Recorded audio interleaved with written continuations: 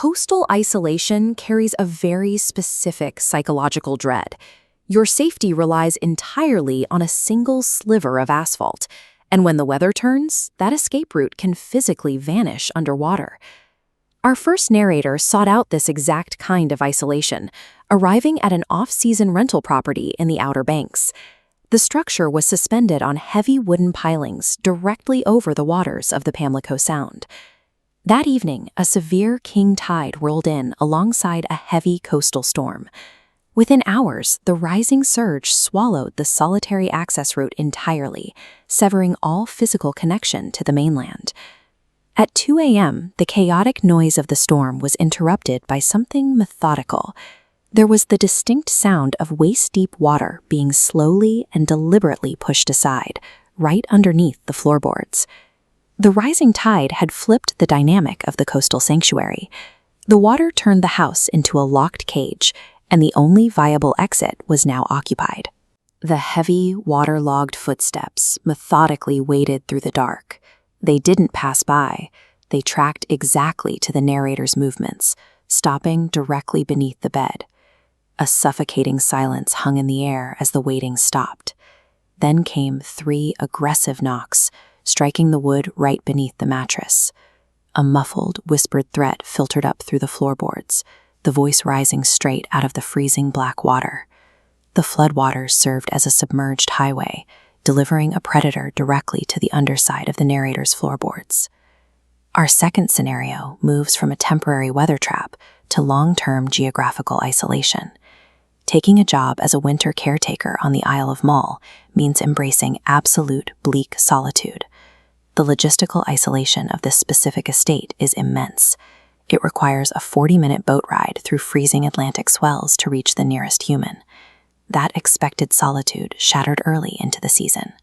The caretaker discovered wet, barefoot prints leading up the stone dock, despite the fact that no ferries or private boats had arrived in weeks. Paranoia took hold. The caretaker fell into an obsessive nightly routine, monitoring the estate's perimeter via a network of grainy CCTV feeds, waiting for the anomaly to show itself. Extreme geographic isolation works actively against a victim once an intruder is confirmed. The vast, empty space guarantees there are no witnesses, and absolutely no one coming to help. Over successive nights, the stalker's progression escalated. A barely visible silhouette at the edge of the tree line on Monday, inching closer to the main lawn camera by Wednesday.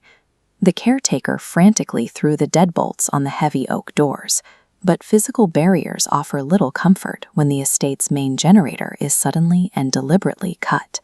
In the pitch-black silence, heavy footsteps arrived at the front door. The ornate metal handle slowly rattled, turning downward until it hit its mechanical limit. Then came the psychological warfare. A mocking, theatrical weeping bled through the heavy wood, slowly distorting into a deep, raspy laugh. With the power out and the security screen dark, the caretaker was left with only the sound of heavy, rhythmic breathing vibrating through the oak door. The ultimate form of coastal isolation removes all structural barriers entirely. Just before dusk, a kayaker was navigating the dense, labyrinthine mangrove tunnels of the lower Florida Keys alone. As the sun rapidly set, the twisting roots cast long, confusing shadows. Spatial awareness degraded quickly, leaving the narrator hopelessly trapped in a tightening network of shallow channels. Tucked against the root system was an empty, rusted skiff. The moment it came into view, the ambient noise of the swamp unnaturally and completely stopped. The silence was broken by a second, distinct sound. A heavy paddle dipping into the water from the pitch-black channel directly behind the narrator. Mangrove networks offer no walls to lock and no firm ground to run toward, forcing anyone inside to confront a pursuer in the open water. The pursuit triggered a desperate, high-speed sprint in the dark. The narrator violently hauled their kayak into a hollow cut in the mangrove roots, wedging themselves deep inside to hide.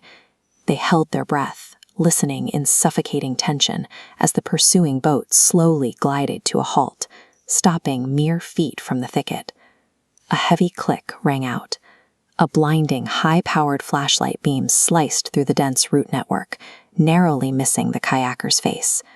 The whisper, almost, echoed through the roots, followed by a sharp click of the tongue.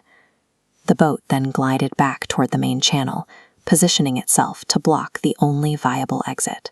Coastal isolation strips away the ability to hide, leaving a victim entirely exposed to whatever else happens to be sharing the water.